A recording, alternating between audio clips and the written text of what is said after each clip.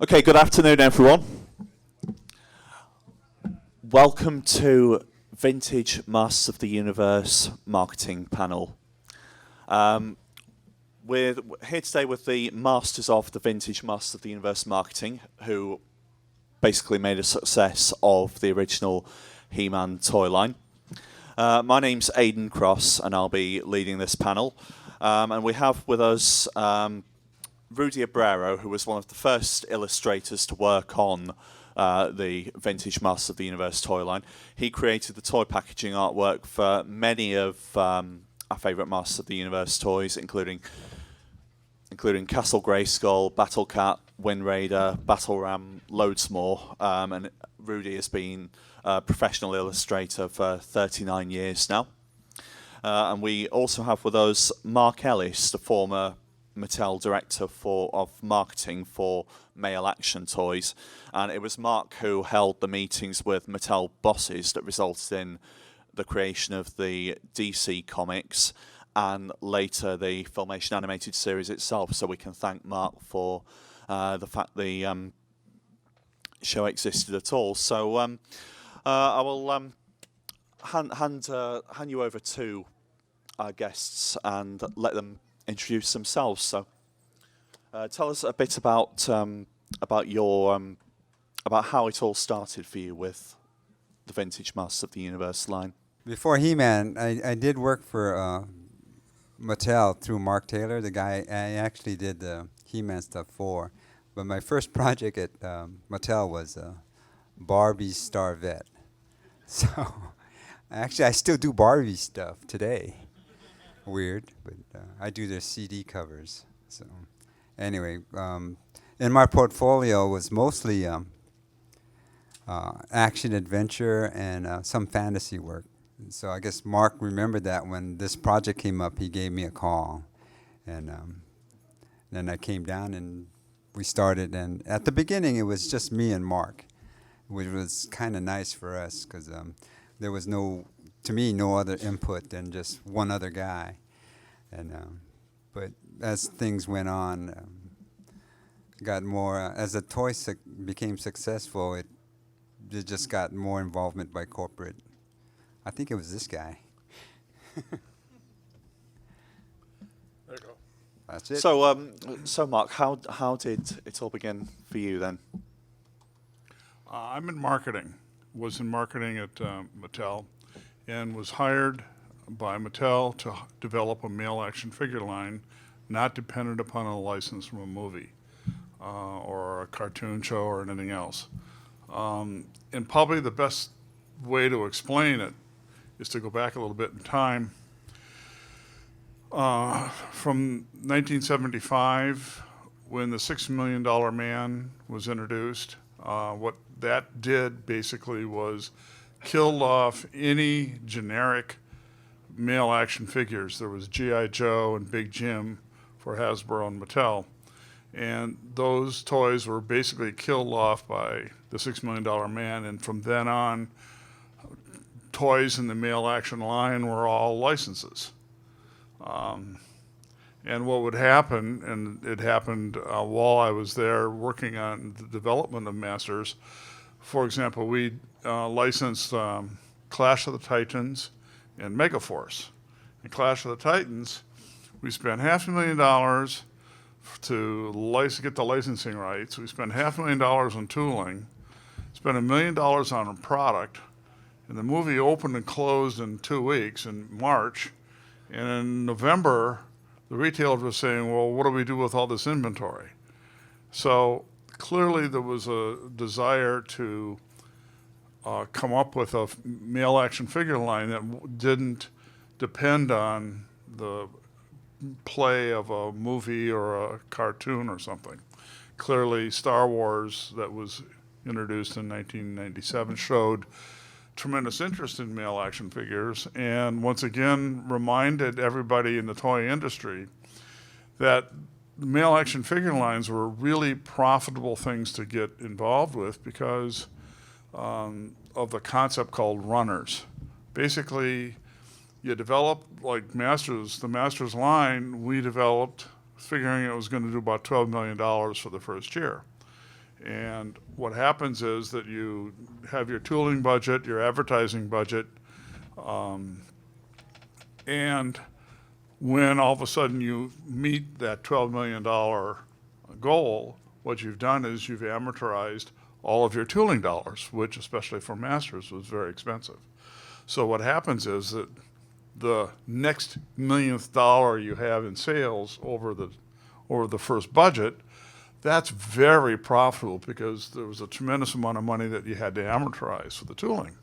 So, and then by the time it gets to the $24th million, you're really making a lot of money. So what happens is a toy basically takes off, it becomes a runner, and profits just fall down. So that's why they wanted a male action figure line, and they wanted it without a license because they wanted to avoid we'll call it the March phenomenon. And so I got hired because I used to develop cake mixes for General Mills, and so I knew how to develop products that have for national distribution. And I had a little toy experience as well. So they said, well, that's okay, go to it. So I did the same process that I did in developing cake mixes. You find out the problems, the solutions, how people play or eat with the product, and then do an analysis of, well, exactly what sort of product it should be. So, for example, you see a lot of other toy lines, and I went through all the past Mattel lines and Hasbro lines, et cetera, and saw a lot of mistakes. So, for example, it was a very conscientious thought that Masters of the Universe line had to have enough figures to play with. And so that's why we had 8 figures. We had 2 play sets, two vehicles in 1 play set. And the play set was so that we could have a commercial that would then show, the environment. So you wouldn't need to have a fake environment, which was at that point prevented us. We couldn't do that in our commercials. So we were basically in charge of the business side of things, what it should be, et cetera. So what we did is we did a viability test and came up with 3 different themes: military, space, and we call barbarian, lack of a term. Fortunately, I read a lot of science fiction in my life, and so I knew the artist Frank Frazetta. And so the shortcut when I went down to preliminary design for Barbarian was, let's do something along that general style. It turned out that Barbarian won that theme research, and we then developed some other research that basically tried to figure out how kids played with figures. And if you watch, at that point, kids start playing with male action figure lines about 5 years old. If you watch them play, they grab a figure and with another figure, and they go, "You do this because I want you to do it," or "I tell you to do it." In other words, exactly what their moms would tell them. And all of a sudden, so when all of a sudden you're in charge of the figure, you're in charge. And at that point, when you're 5, mom's the boss. And so that's why kids are sort of innately attracted to guns, because if you've got a gun, you got the power. Everybody's afraid of you. And so the idea behind the barbarian theme was that if you are playing with the most powerful man in the universe and you're in charge of the most powerful man in the universe, then you're even stronger than the most powerful man in the universe. And this gives you this catharsis when you are able to order everybody around.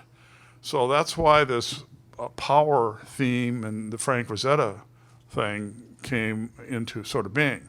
And it's guys like Rudy who were able to take that abstract idea, which is what sort of marketing guys do, and put it into on a piece of paper and do the art, and maybe you can explain how that whole thing came about, especially Castle Grayskull. You're the art guy for Castle Grayskull, right?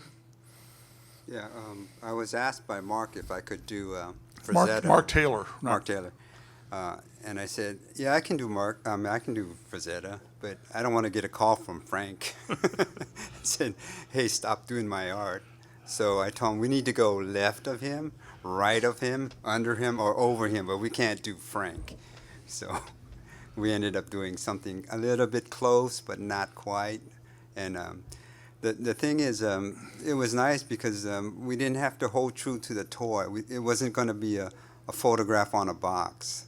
We could play with it and stretch it and use more imagination. And in advertising, that's a good thing, being able for an illustrator to just do what you feel like, but keep within parameters of what this thing kind of looks like. So that's what we did. The first 8 boxes was I wasn't controlled by what it could do or what it should look like. I could just bend it, stretch it, and I got to do what I wanted to see on a box, which is kind of fun. So anyway. The importance of that is, in marketing, one of the sort of rules of thumb or tenets that you just sort of live by is the more emotion you can put into something, the more somebody feels this is a solution that makes sense, or this is a real great tasting product, the more you can say, get more superlatives into things and more emotion, the better off you are. So the fact that we were able to get the kind of great art that Rudy put on a package fed right into exactly what we were trying to do. And we tried to do that in every little element that we looked at. For example, our first commercials, my direction to the advertising agency was to put a Gregorian chant underneath the commercial to sort of, give it that feeling, sort of like if you've ever watched Sean Connery in The Widowmaker, or whatever that submarine film was, when they got the Russian sailors singing in the back, and you go, that's, or in any sort of film, you hear the emotion coming through the soundtrack. The idea is for us, get as much emotion as you possibly can, because that's what's going to motivate the kid to want to play with it. Not all being in marketing wasn't all fun and games in terms of solving problems. And Castle Grayskull was a wonderful product. Frankly, if you know the Guns of Navarone playset, that was my favorite toy growing up, and Castle Grayskull is really the Guns of Navarone playset. It's translated into a barbarian theme. It was high and had levels. But what happened was, since Castle Grayskull was so expensive to tool, we ran out of tooling money for our original product line. But we needed 2 vehicles. So here's Paul, not here right now. Paul couldn't make it. Paul had worked for a long time with Mattel, but in engineering. And then he came up into marketing as the marketing manager when I got hired as the director of marketing. But Paul had a rich history of what Mattel, first of all, how to get things done at Mattel, and then more importantly, what Mattel had done in the past. And so in the conversations about what are we going to do with this to get a second vehicle, the search went on and says, is there anything that we've got that we've done in the past that can pass as a vehicle? And so he went back to the big gym line, which he had worked on, and he went and got the Tiger, which was just a regular Tiger. And I don't know he tells the story that our boss, Tom Kalinske, said nothing green ever sells, but Paul made Battle Cat green just to make sure that it didn't look like anything like the Big Jim. Nobody would know it. But basically, the Battle Cat was basically the Big Jim Tiger, and it was free tooling, and because we didn't have any money. So that's how that one came about. That's why it's green. Yeah, it's green. And Tom Kalinske said, green never sells. And we just sort of said, yeah, that's right. And just kept it in the line as green. So, it's like one of the, you've all done that yourself when somebody's told you to do something, you just sort of ignore it and keep on going. But the original figures, there were 8 figures. There were originally going to be 6 guys and 2 females. And as we did the commercials and got to see the various packaging, and we realized I had the distinct feeling that girls weren't going to be interested in playing with us because it was all going to be, it wasn't hair play, it wasn't putting dresses on and off and stuff. And so I didn't think that it was probably appropriate to have 2 girls, so we cut it back to 1 woman and 7 guys. And the characters were sort of in flux until the very, very, very end. But I do remember that one of the candidates for the women that got canceled, that character's name was going to be man. So you're lucky that got canceled. Man. Man. I know. Oh, man.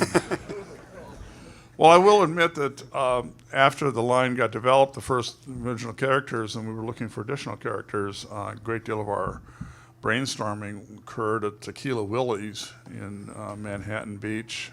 They had a special after work, for pictures. And I will admit that some of the characters actually were created during those sessions.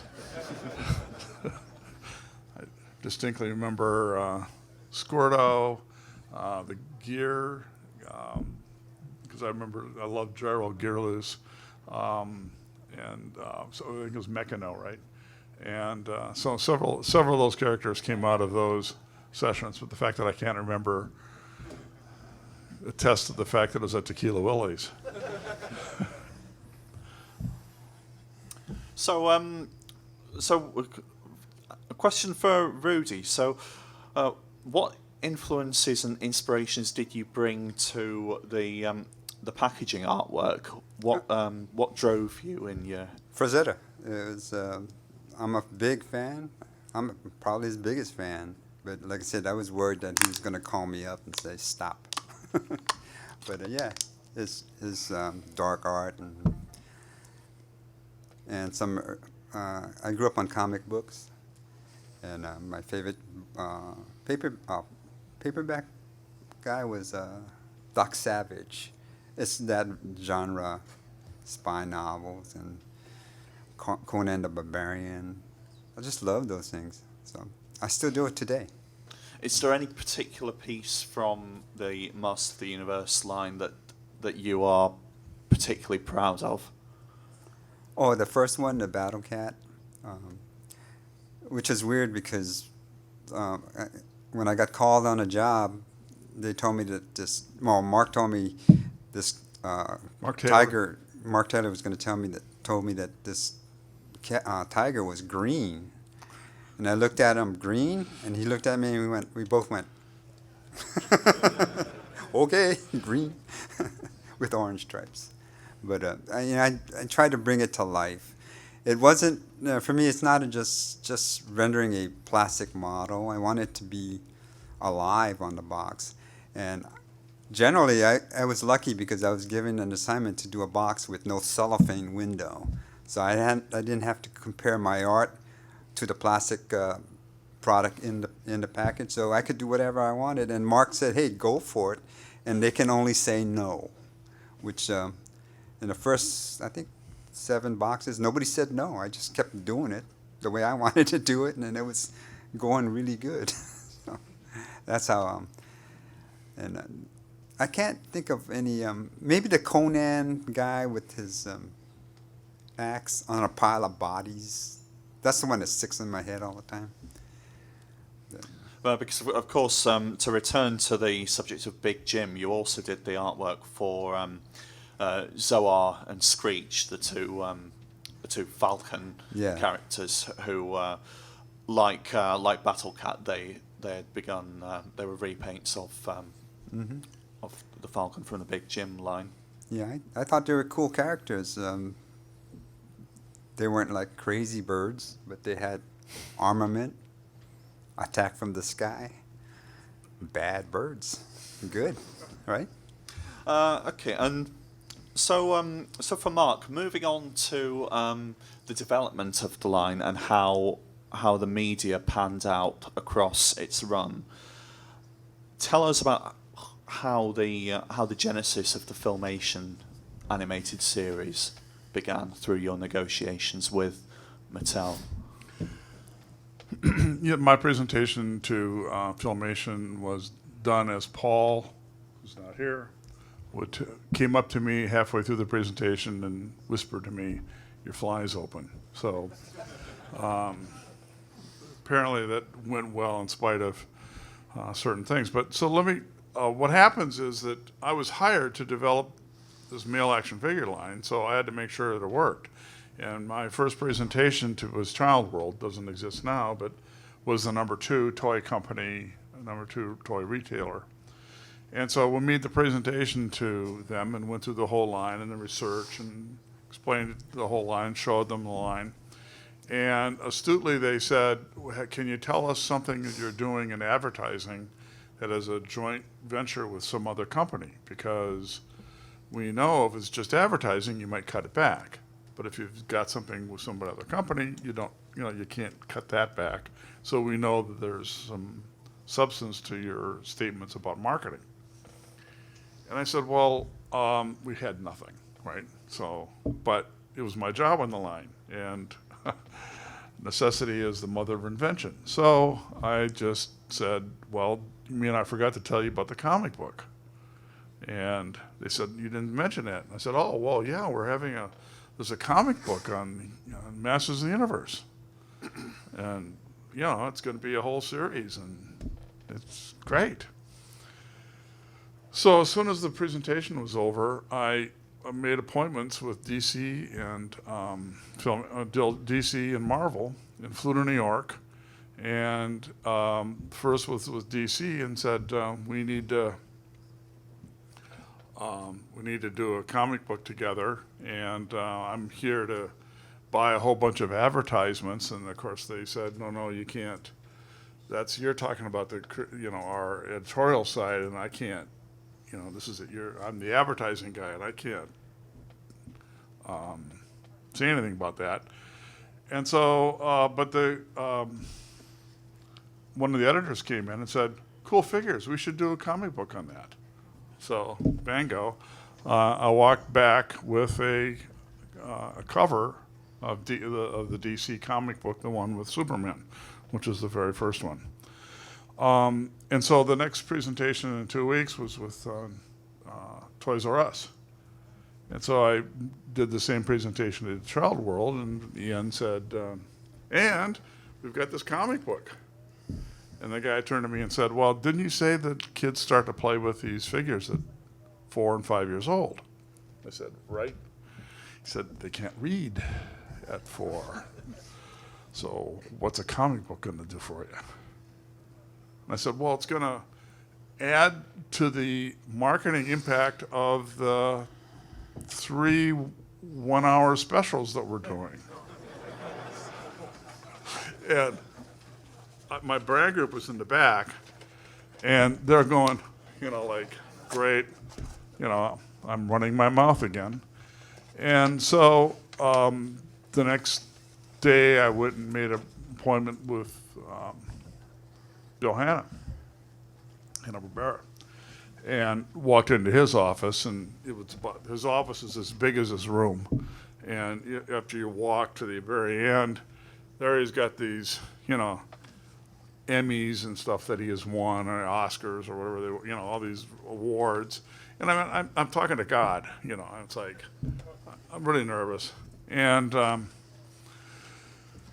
he says, how many cut lines are going to be, on your figure?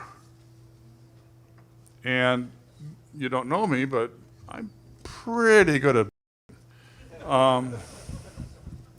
but you really can't even. Oh, I'm Mark Ellis.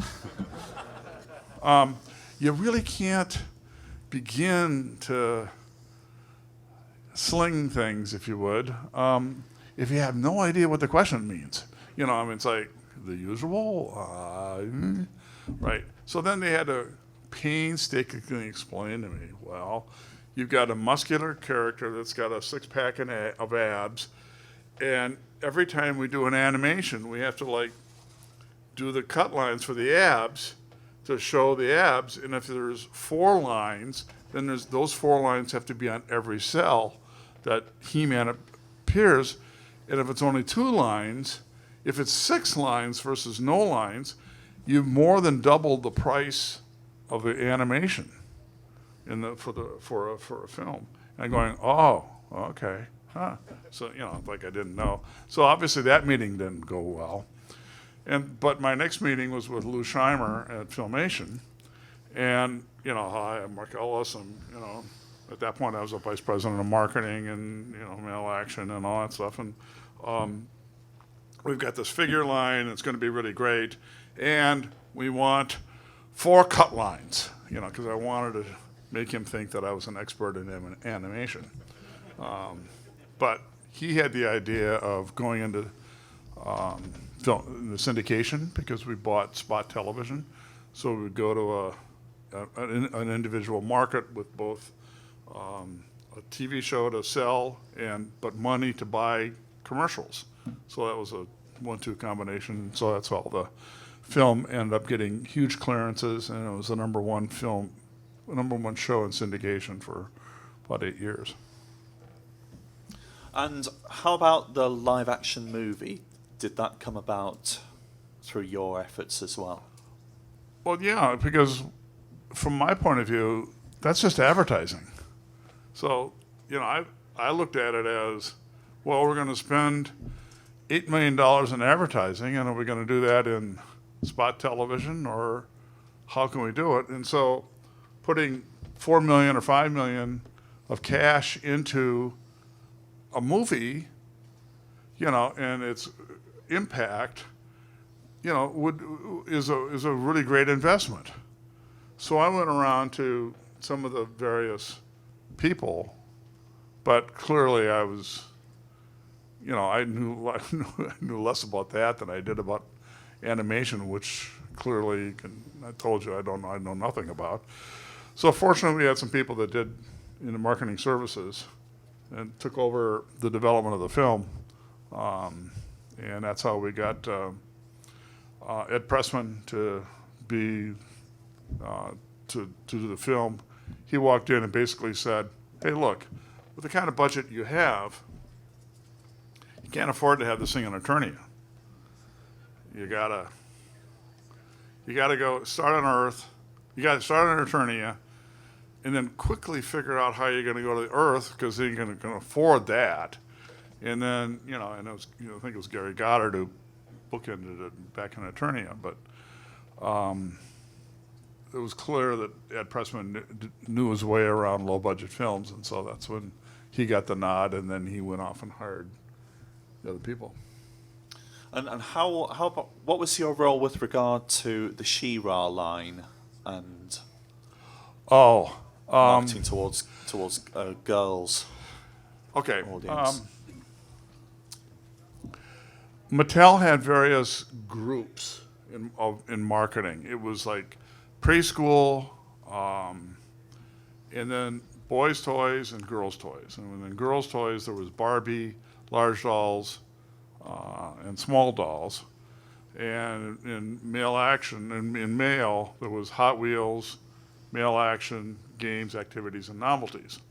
Well, after we had introduced He-Man and Masters of the Universe, for the very first time ever, boys' toys outsold girls' toys. Well, that made the girls livid.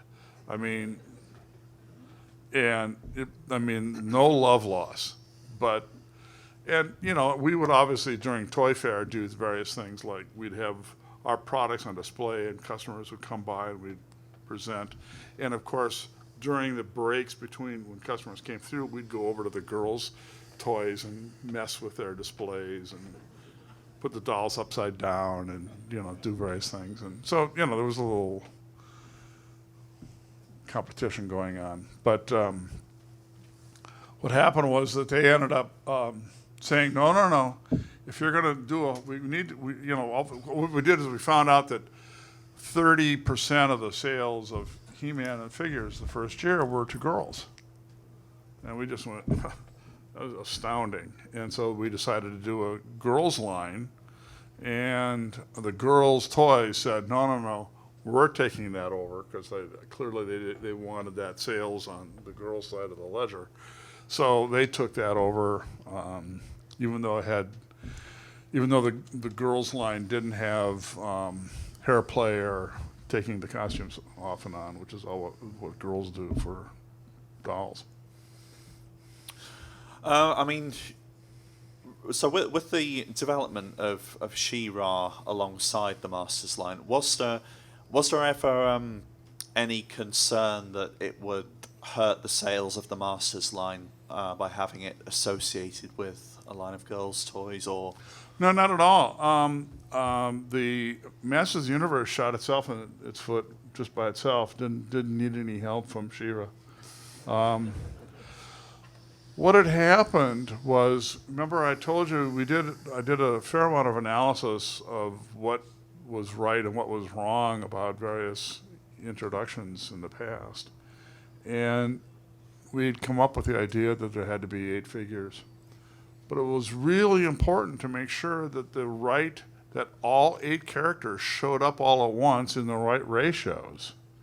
Because if the traditional way of doing it is all of a sudden one of the tertiary characters that had a low forecast, they'd probably get those done first, and those would be the first to go out on the line, and so all of a sudden you'd see at Toys R Us just one of the tertiary characters on display with no vehicles and no playset.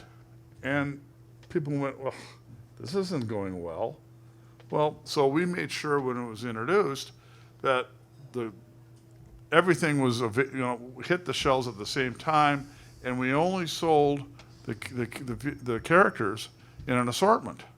And the assortment was very carefully figured out in terms of you need to have more He-Man and Skeletors. Actually, you need to have more Skeletors than He-Man, because as you probably all know, bad is more popular than good.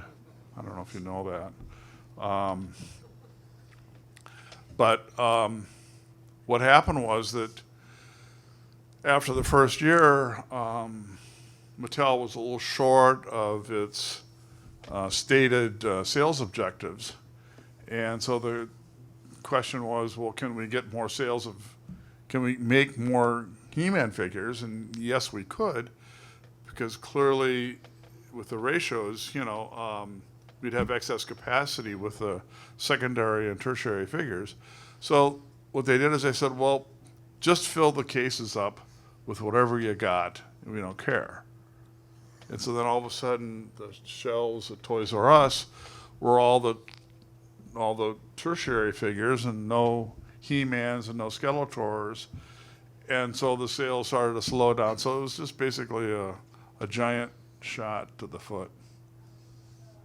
Now, during this time, as the Master of the Universe line was sort of becoming oversaturated with tertiary characters and declining in sales, there were a lot of efforts on Mattel's part to steer the line in a new direction with the plans for the Powers of Grayskull line, which never materialized in the end. Right, and at that point, I was the president of Ideal Toys.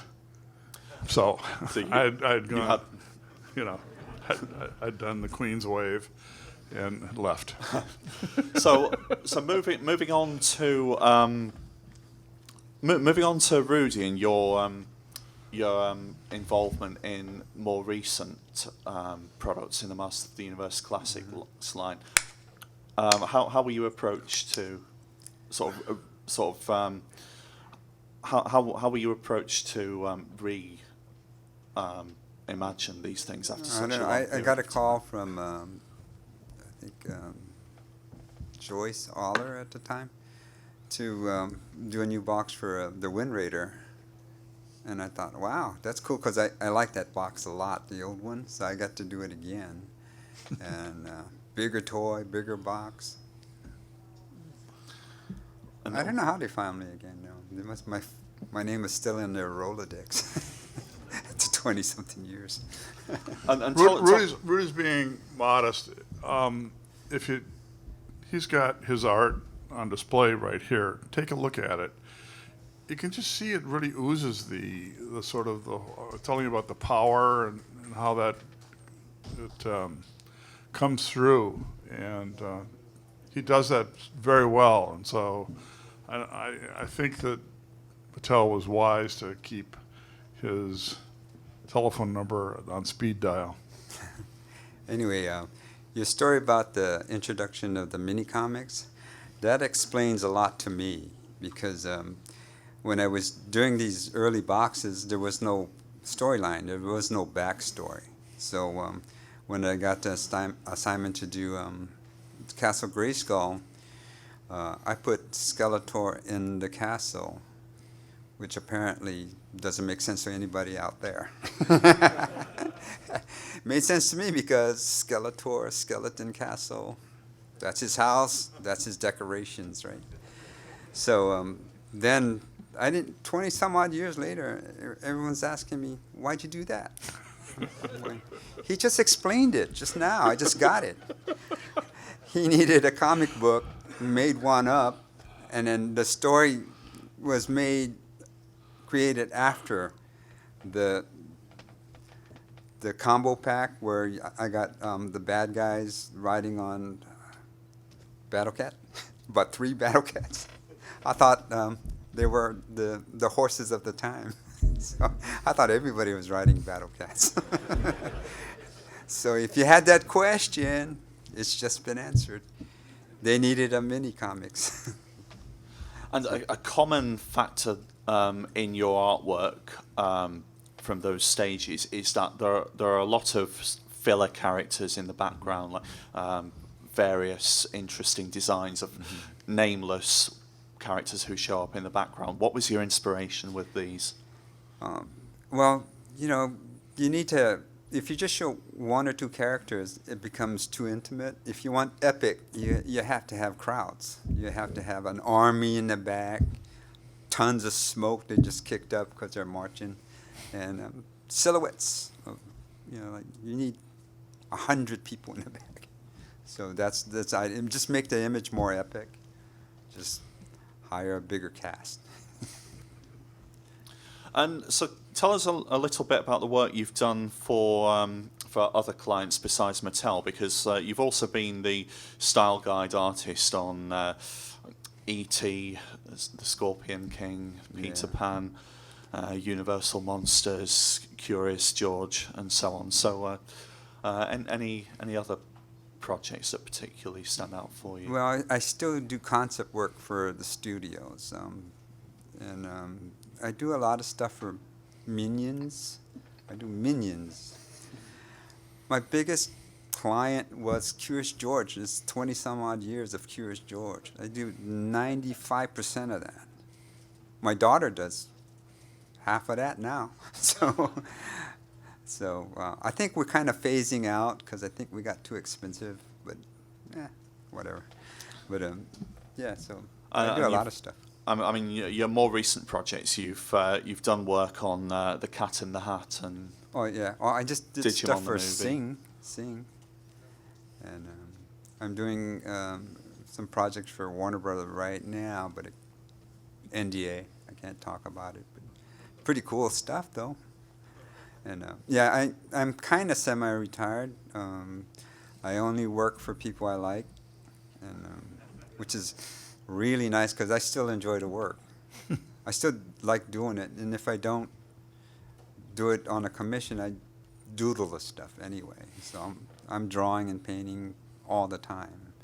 So I tend to work for people that don't step on me too hard. So it's kind of nice. So Life's good right now. So with regard to the lasting popularity and the longevity of the Masters of the Universe franchise, I mean, back at the time when you developed the project and made a success of it, did you envision that it would last throughout the ages? No, like actually, it has? when I was done doing the work, it got pretty corporate. I went from just dealing with one person and one art director after Mark. It got to be where they needed to have. It was going. All of my art was going through like a 6 or 7 signature line of approval. So everybody had 2 cents along the way. So it got to be no fun.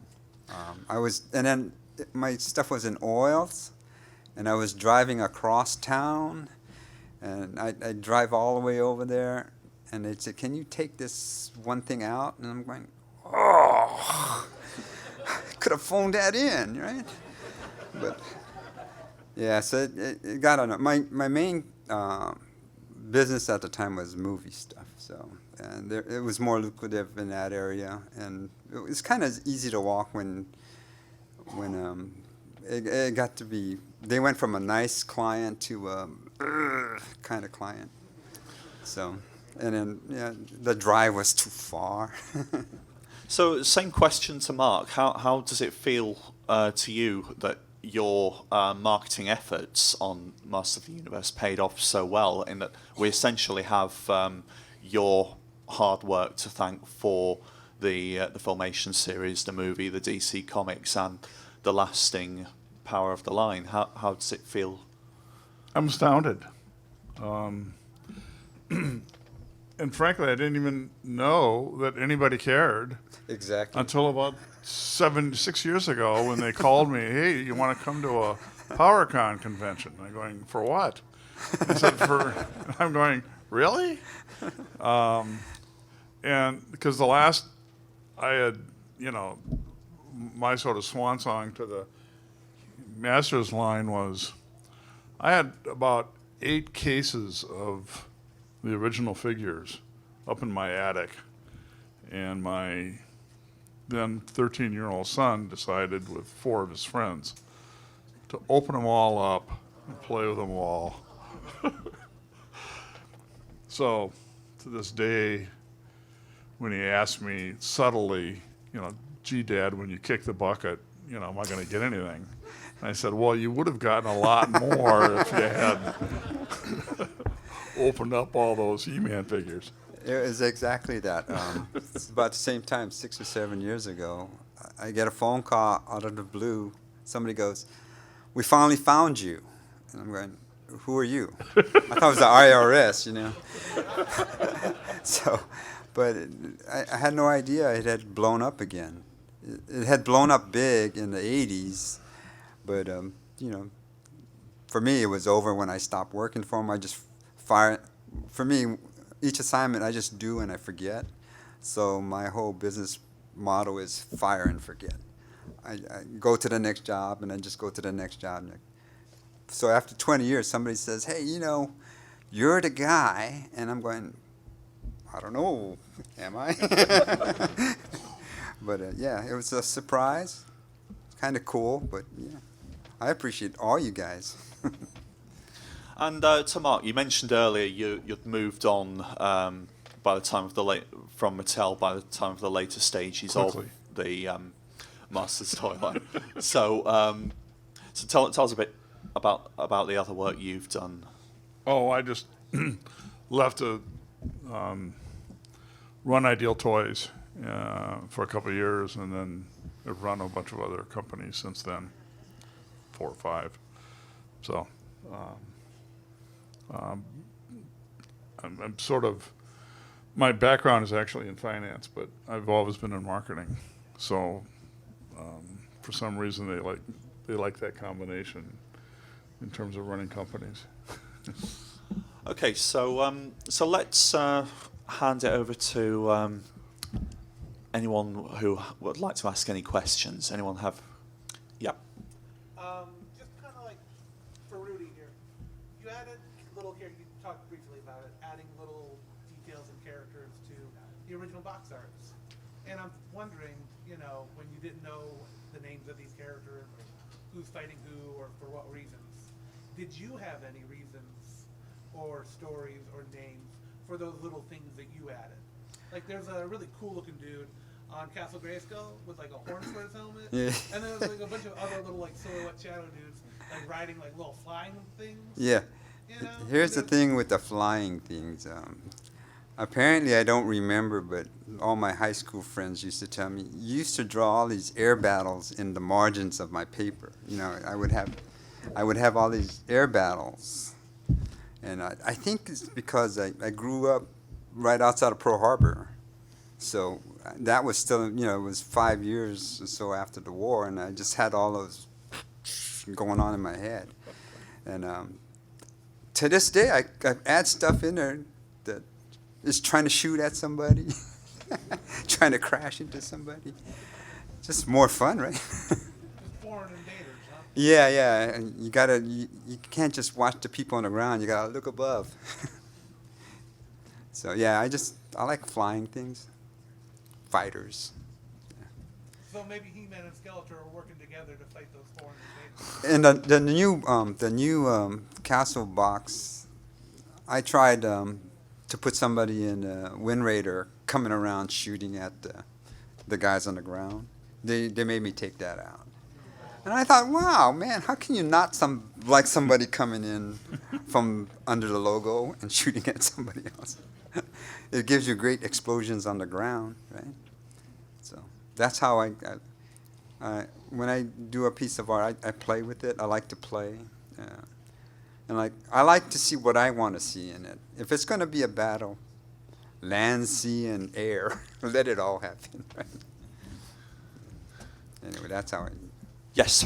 I did have a question when you were talking about the marketing and that you found that a lot of girls were ending up purchasing the He-Man toys. I would like to hear more about that. Did you ever do research and find out why? I mean, were they looking more for like a heroic character? Were they kind of done with fashion dolls, or what was it? Yeah, it was a heroic character. And as a matter of fact, they did research, but then again, as I mentioned, the Girls' Toys group took possession of that, and they wouldn't let that go, and they wouldn't share that information. But they did do research, and I'm very sure it was having to do with like the Xena phenomena, where they wanted a heroic character. They're girls are humans, so it's a basic sort of a need here, sort of.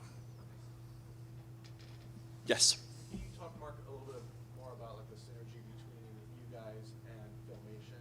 So, like for example, the Man-at-Arms character you guys created first, no mustache, and then in the show he's got the mustache.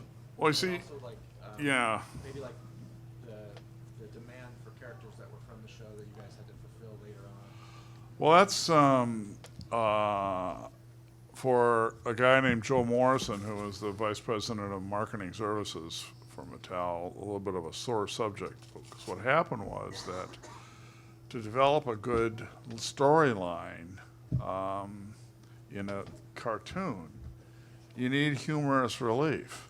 And Orko shows up, right? Because that's a requirement, And frankly, Orko was the last character on Earth that I would want in the He-Man line, because I'm talking power and all that stuff. And all of a sudden, you got Orko, and I'm going, no, it's needed for the telling of a story like Filmation was telling it. It wasn't needed for, or wasn't even desired for where we started out. But they had to take the story and expand it for television, which has a different requirements, and then movie, same thing.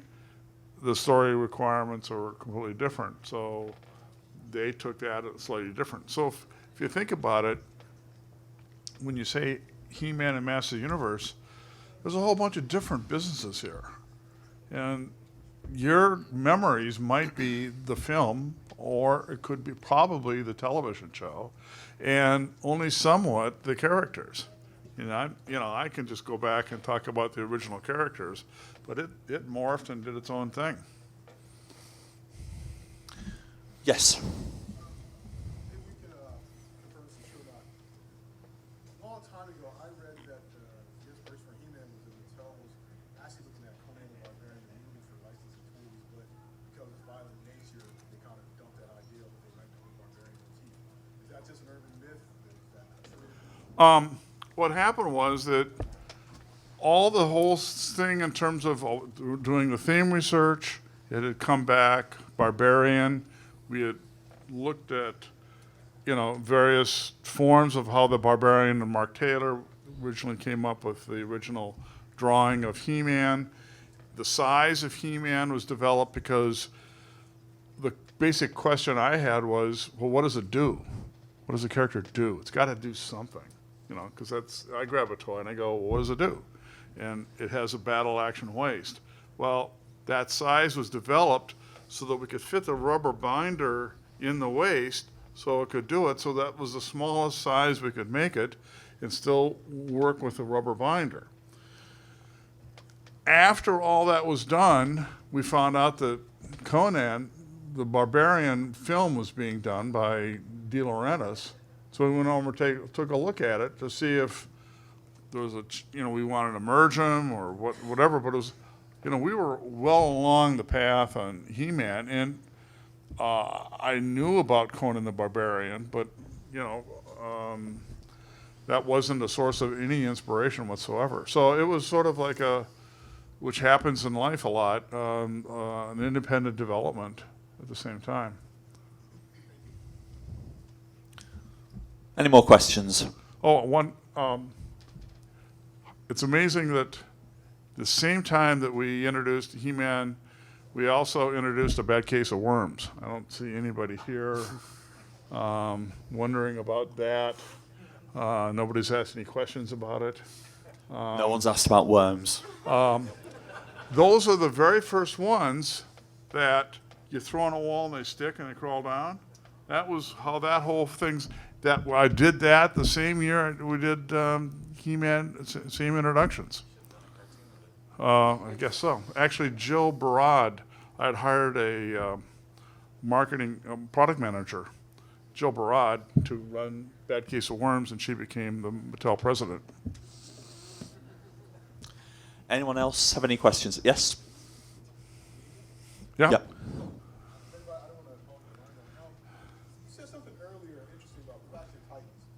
And I remember the film came out, it was summer of '81, and that was kind of the kickoff that summer. It seemed to do fairly well, but then, of course, Superman 2 and Raiders of the Lost Ark came out and dominated. The figure had a limited run to me because I saw him one week and then they were like gone like that. So I was just curious, did you guys just abandon that? What happened? Well, it's forever given us the Unleash the Kraken line, which I don't know about you, but I use all the time.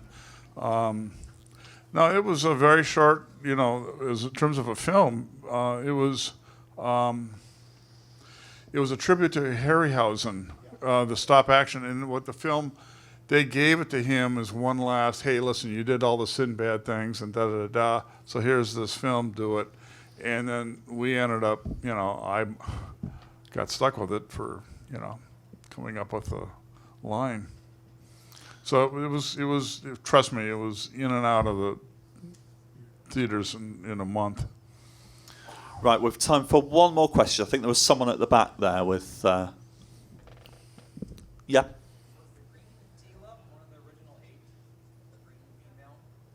Green?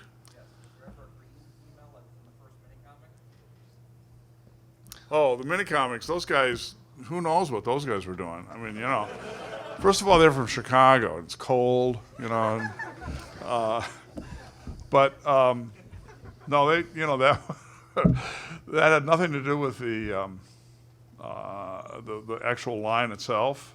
because we just, frankly, we were, all of a sudden we decided to do the comic book, and all of a sudden we said, oh, we need to get stories. Holy mackerel, and we weren't capable of that, so that got outsourced, and so I'm sure they took some creative. One thing about the products in terms of a green Tila, the only thing that I know of in terms of He-Man and Masters of the Universe is when we sent the first Skeletor Paintmaster to Hong Kong.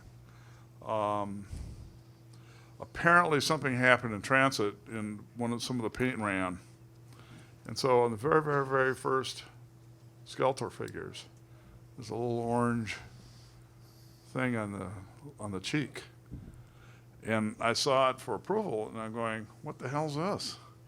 And Paul said, oh, paint must have run on the master we sent to Hong Kong.